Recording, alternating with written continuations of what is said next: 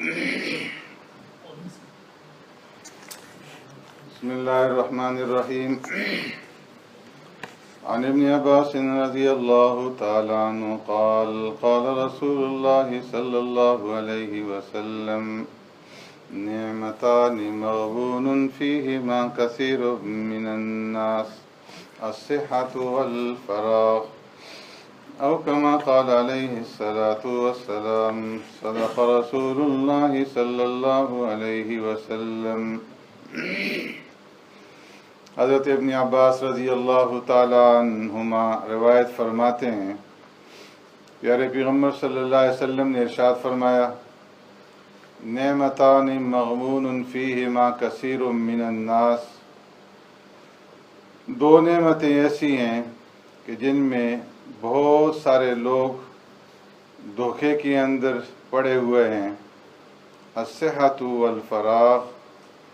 ایک تندرستی کی نعمت اور دوسری فراغت کی نعمت۔ یہ جو حدیث مبارکہ میں نے آپ حضرات کے سامنے تلاوت کی ہے، یہ کتاب الرقاق میں سے ہے، اور کتاب الرقاق لکھنے والے عبداللہ ابن مبارک رحمۃ اللہ تعالی علیہ ایک بہت بڑے محدث، بہت بڑے فقیہ، بہت بڑے امام اور مجاہد گزرے ہیں۔ انہوں نے یہ کتاب لکھی، کتاب الزہد والرقاق، اور اس کتاب کے اندر انہوں نے ایسی احادیث کو جمع فرمایا ہے کہ جن میں پیارے پیغمبر صلی اللہ علیہ وسلم نے ایسی باتیں بیان فرمائی ہیں کہ جنہیں سن کر کے انسان کا دل جو ہے وہ نرم پڑ جاتا ہے۔ احادیث کی تشریح سے قبل عبداللہ ابن مبارک رحمۃ اللہ تعالی علیہ سے متعلق ان کا جو واقعہ ہے وہ عرض کرنا چاہتا ہوں، اس لیے کہ یہ بہت بڑے بزرگ ہیں اور ان کی پیدائش پیارے پیغمبر صلی اللہ علیہ وسلم کے دنیا سے تشریف لے جانے کے تقریباً 100 سال بعد ہے، تبا تابعین کا زمانہ ہے۔ تو یہ دوسرے صدی کے بزرگوں میں سے، اور فرمایا کہ یہ امام اعظم ابو حنیفہ رحمۃ اللہ تعالی علیہ کے ہم عصر تھے، ان کے زمانے کے تھے اور ان کے شاگرد بھی تھے۔ اور جتنی بھی احادیث کی کتابیں ہیں، بخاری سے لے کر کے جو سیاہ ستہ کی کتابیں مشہور ہیں، 6 صحیح کتابیں بخاری سے لے کر کے اپنے ماجہ تک، یہ تمام کتابیں ان کے بعد لکھی گئی ہیں۔ عبداللہ ابن مبارک رحمۃ اللہ تعالی علیہ کا زمانہ اس سے پہلے کا ہے، اور یہ وہ زمانہ ہے کہ اس زمانے کے اندر فرمایا کہ بڑے بڑے اکابر اور بڑے بڑے بزرگ جو ہے اس زمانے میں موجود تھے۔ ظاہر ہے کہ تبع تابعین کا زمانہ تھا، اور بعض رات نے تابعین کا بھی فرمایا ہے۔ تو فرمایا کہ ان کی جس گھرانے سے تعلق تھا وہ بھی بڑا امیر کبیر گھرانہ تھا، بڑے دولت مند انسان تھے، اور ابتدائی جو زندگی ان کی گزری ہے تو وہ زندگی جس طرح کے عام امیر لوگوں کی گزرتی ہے، اس طرح سے ان کی بھی زندگی تھی کہ شراب اور موسیقی کا دور چلا کرتا تھا، دین سے ان کا کوئی تعلق نہیں تھا۔ ہر وقت پینے پلانے کی مجلسوں میں اور گانے بجانے کی مجلسوں میں، موسیقی کی مجلسوں میں یہ شریک ہوتے تھے، اور خود بھی بڑے موسیقار تھے، اور جو اوتار ہوتا تھا ساز بجانے والا یہ خود بجایا کرتے تھے۔ اور فرمایا کہ ان کا بہت بڑا باغ تھا، سیب کا باغ تھا جو شہر سے باہر تھا۔ تو جب سیب کا پکنے کا زمانہ آیا تو ایک مرتبہ یہ اپنے اس باغ کے اندر اپنی فیملی کے ساتھ گئے کہ آؤٹنگ ہو جائے گی، باہر نکل کر کے وہاں پر رات گزاریں گے، تازہ سیب بھی کھائیں گے اور محفل منائیں گے۔ تو فرمایا کہ یہ اس باغ کے اندر انہوں نے رات گزاری۔ دوستوں کا بڑا وسیع حلقہ تھا، دوستوں کو بھی بلایا اور پینے پلانے کی مجلس جو ہے وہ قائم کی، اور گانے بجانے کی، موسیقی کی۔ اور جس وقت یہ سارا دور چلا اس کے بعد اسی نشے کی حالت میں ان کو نیند آ گئی اور سو گئے۔ جس وقت یہ سوئے تو جو ان کا اوتار تھا بجانے والا وہ بھی ان کے گود کے اندر تھا، اور جس وقت آنکھ کھلی تو دیکھا کہ ان کا جو ساز ہے وہ گود میں پڑا ہے، تو انہوں نے ساز اٹھا کر کے اسے پھر بجانا چاہا، لیکن فرمایا کہ اب جس وقت انہوں نے بجایا، اس کو بجانا چاہا تو اس میں سے آواز نہ نکلی۔ خود مرمت کرنے والے تھے، تاریں ٹھیک کی، اور مرمت کرنے کے بعد دوبارہ کوشش کی اسے بجانے کی، لیکن پھر بھی اس سے آواز نہ نکلی۔ پھر ٹھیک کیا تو اس کے بعد پھر اس نے کوشش کی، تو فرمایا کہ اس وقت اس ساز کے اندر سے جو آواز نکلی وہ موسیقی کی آواز نہیں تھی، بلکہ قرآن کریم کی آیت کریمہ تھی، أَلَمْ يَأْنِ لِلَّذِينَ آمَنُوا أَن تَخْشَعَ قُلُوبُهُمْ لِذِكْرِ اللَّهِ وَمَا نَزَلَ مِنَ الْحَقِّ۔ بعض روایات کے اندر آتا ہے کہ یہ اس ساز کے اندر سے نہیں نکلی تھی، بلکہ سامنے درخت تھا، اور درخت کے اوپر ایک پرندہ بیٹھا ہوا تھا، اور اس پرندے کی منہ سے یہ آیت کریمہ نکلی، أَلَمْ يَأْنِ لِلَّذِينَ آمَنُوا أَن تَخْشَعَ قُلُوبُهُمْ لِذِكْرِ اللَّهِ وَمَا نَزَلَ مِنَ الْحَقِّ۔ قرآن کریم کا عجیب انداز ہے سمجھانے کا۔ فرمایا کہ أَلَمْ يَأْنِ لِلَّذِينَ آمَنُوا أَن تَخْشَعَ قُلُوبُهُمْ لِذِكْرِ اللَّهِ،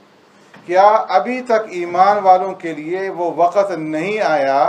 کہ ان کے دل اللہ کے ذکر سے ڈر جائیں اور اللہ کے ذکر کے سامنے پسیج جائیں،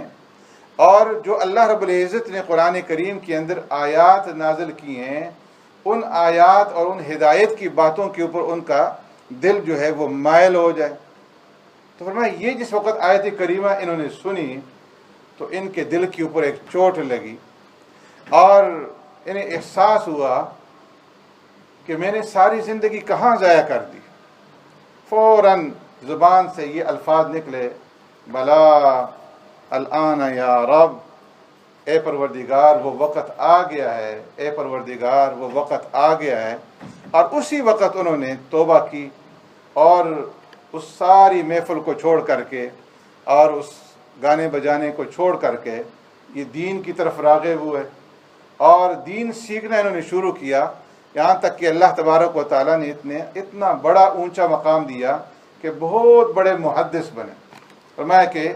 بخاری سمیت امام اعظم ابو حنیفہ رحمۃ اللہ تعالیٰ علیہ، امام شافعی رحمۃ اللہ تعالیٰ علیہ، جتنے بڑے بڑے ائمہ گزرے ہیں، لوگوں نے ان کے اوپر اعتراضات کیے ہیں، تنقید کی ہیں، لیکن عبداللہ ابن مبارک رحمۃ اللہ تعالیٰ علیہ کی ہستی ایسی ہے کہ کسی نے ان کی ذات کے اوپر جو ہے وہ اعتراض نہیں کیا، اتنے بڑے محدث تھے۔ اور فرمایا کہ جس وقت انہوں نے توبہ کی، اس کے بعد کی جو زندگی ہے، اس زندگی کے اندر بھی چونکہ بڑے رئیس تھے، بڑے مالدار تھے، تو ابتدا کے اندر اس وقت بھی فرمایا کہ ان کا جو دسترخوان لگا کرتا تھا کھانے پینے کا، تو 10 15 قسم کی ڈشیں جو ہیں وہ تیار کر کے دسترخوان پہ لگائی جاتی تھی،